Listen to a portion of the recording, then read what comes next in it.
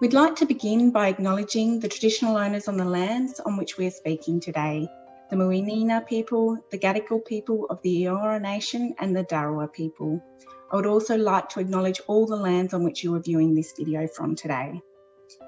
I would like to pay my respect to elders past, present and emerging, and due to the nature of this video, I would also like to acknowledge the unique understanding and wisdom in parenting of Australia's First People and pay respect to this knowledge and wisdom.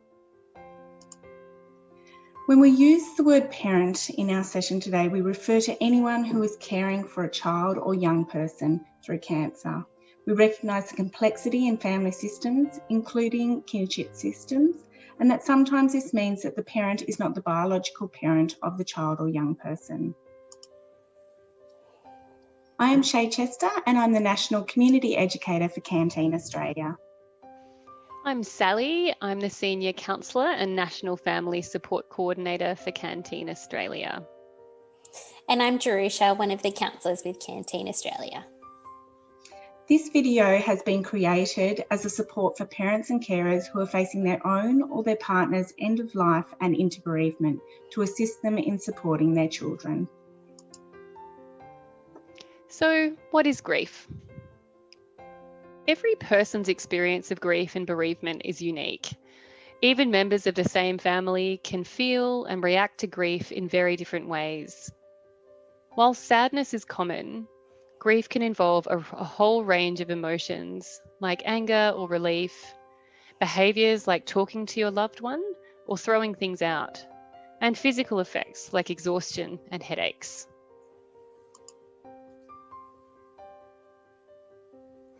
Whatever you're feeling is normal and natural given the loss that you've experienced. Try to be patient and not to pressure yourself if others think you should be coping differently to how you are. There's no defined period that grief lasts, and no right or wrong way to grieve. Grief isn't something that needs to be fixed, but it can cause really strong physical and emotional reactions. It can be helpful to recognise common reactions in yourself and find strategies that help you and your family in living with the grief that you're experiencing. So, what about when my loved one's still alive? Often when your loved one is at the end of their life, you may have already started the grieving process for them and grieving the things that you've lost. This is something that we call anticipatory grief. This can bring complex emotions and some which can be really surprising. Everyone will experience this differently as everybody grieves in different ways. As a parent, there will be days when parenting is even harder than usual. It's okay if things don't go as planned. Be kind to yourself and know that being a good enough parent most of the time is enough. You are the expert in the life of your family. We may share some ideas today, but you are the one who has the insider knowledge and intuition into the needs of your child. It's hard to think about how to support your child when your world has turned upside down. It's natural to feel like you don't have any emotional energy left to give. But your child will look to you for how to cope and need your help in managing their grief too. First, take some time to focus on yourself and what you're experiencing. Talk to your child to get a better understanding of what grief feels like for them. And when you feel ready, create rituals at home as a way for your child to feel connected to their parent or carer who has died. Talk to a professional about what support is out there for your child. Canteen is a good place to start. Understand how your child is grieving. Now, every child and teenager will express grief differently. Yours might be very withdrawn or have outbursts of anger.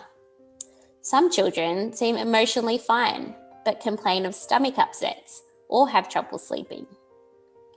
Do not underestimate the impact of a bereavement, even if a child is very young or does not seem sad. How children understand death and experience grief depends on their age, maturity, and personality. They can appear to be deeply distressed one moment and fine the next. These are very understandable responses to grief. Trust your parental instincts. You know your child better than anyone. If you still feel concerned, please speak to a healthcare professional for support. So, continuing the relationship. If you have a chance prior to the death of a loved one, take the time to create activities to assist in continuing the bonds with the parent who is at the end of life and your children. This could include creating photo albums together, letter writing to children that they can read at special times in their life, or creating videos and trying to make space to have quality time together, even if this needs to be in the hospital. After the death. So while we know that grief will be part of your family's daily experience, celebrating significant dates like birthdays or anniversaries together to continue the bond can be helpful.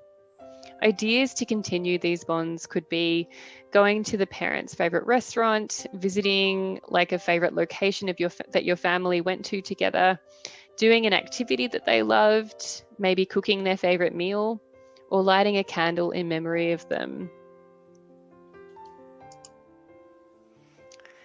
Nourish yourself.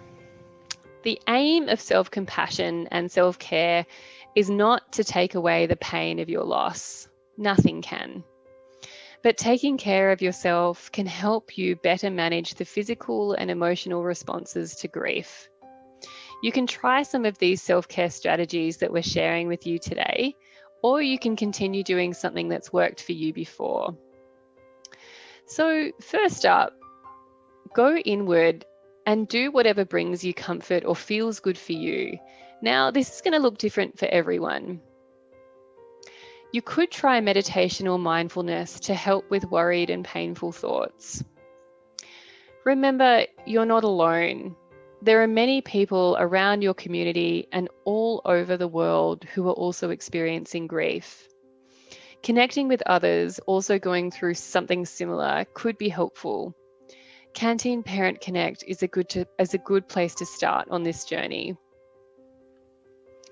Sometimes finding the time to do this, though, can be hard, particularly as you navigate solo parenting. Perhaps you can think about who's around to support you to do this.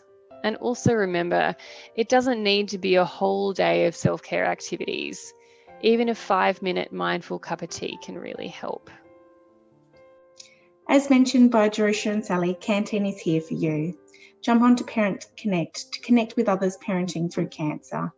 You can also click to chat to one of our counsellors like Sally and Jerushah at parents.canteenconnect.org. Our normal hours are 10 a.m. to 10 p.m. Monday to Thursday, 10 a.m. to 6 p.m. on Fridays, and 11 a.m. to 6 p.m. on Saturdays and Sundays.